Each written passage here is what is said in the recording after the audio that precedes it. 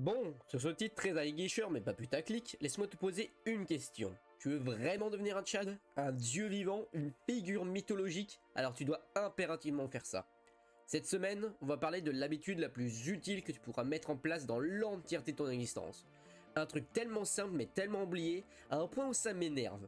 Lire, ouvre des livres, mange du papier, bois de l'encre, juste lis. C'est tellement important bordel. Toutes les meilleures compétences que tu vas pouvoir développer dans ton existence viennent de tes lectures.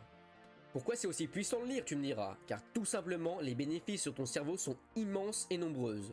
Ça améliore ton vocabulaire, te rend plus empathique, te permet de lutter contre Alzheimer et autres maladies mentales, développe ta culture afin de flex durant les tests de culture générale, tu réussiras mieux durant les études, développe tes compétences via les livres utiles, améliore ton imagination, si tu lis avant d'aller dormir, ça t'aidera à trouver le sommeil, permet une introspection afin de mieux te connaître, te fait réfléchir, tout simplement, développe tes arguments et change tes opinions si besoin, en général tu es meilleur, et en plus c'est fun.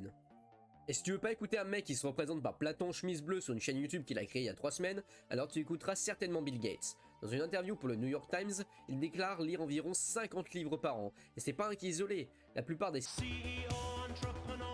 qui réussissent lisent environ 50 livres par an. Et tout ça c'est une réalité acceptée. Si tu veux réussir, si tu veux t'améliorer, si tu veux faire quelque chose d'important dans ta vie et pas rester passif à attendre de te faire utiliser, il faut lire. Passe moins de temps à jouer, à regarder TikTok, YouTube ou Twitch, et lis. Mais tout ça, tu le savais sûrement déjà. Tu sais que tu devrais lire plus, tu sais que c'est bon pour toi. Tes parents te l'ont dit quand tu étais gamin, pareil pour tes profs. Pour une fois que le bon sens est réellement bon. Tu n'as même pas besoin que je te le dise, cependant, tu ne le fais pas. Et honnêtement, je comprends. Lire, ça peut être chiant. Je vais te raconter l'histoire d'un pote. Salut mec. Il a jamais aimé lire, il a toujours trouvé ça chiant à un point insupportable. Il trouve que c'est une perte du temps car il peut rien faire à côté. Pour lui, lire c'est la même chose qu'attendre dehors sous la pluie à rien faire. Et tu vois, même ce gros con, affectueusement parlant, un livre avec l'intégralité des histoires d'Arsène Lupin, le livre est immense, 700 pages écrites en petit, avec des pages qui font la taille de ton visage, c'est une brique. Et encore, il lit même des livres pratiques, c'est des livres écrits afin de transmettre une compétence, de temps en temps. Il a même pris des notes.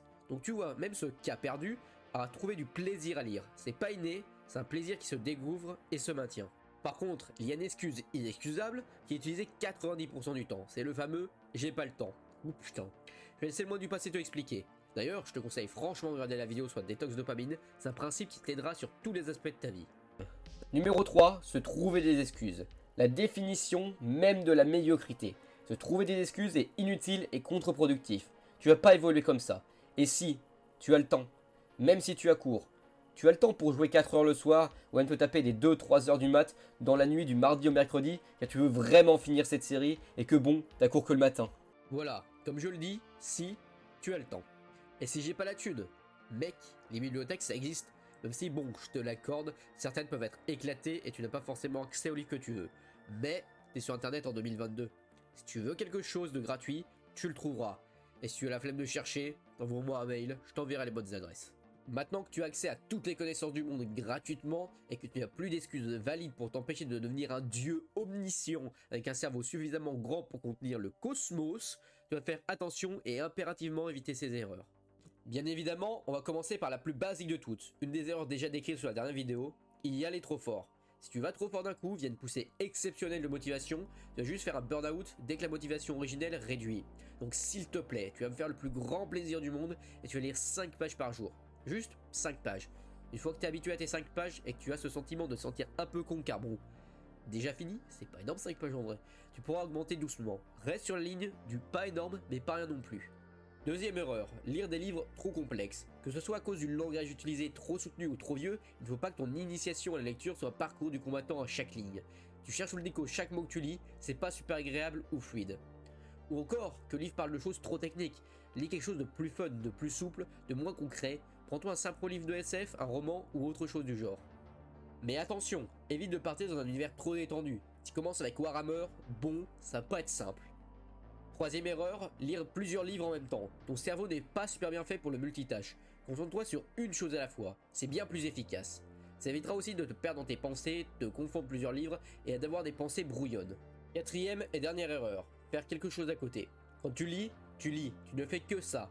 Pas de vidéo, pas de stream à côté et évite la musique aussi. Mais la musique m'aide à me concentrer. Alors, en effet, elle peut réellement t'aider à te concentrer, mais vois ça par palier. Quand tu es distrait, par exemple vidéo sous le côté. Tu as ce palier de concentration. Quand tu écoutes de la musique, tu montes d'un palier. En effet, tu es plus concentré.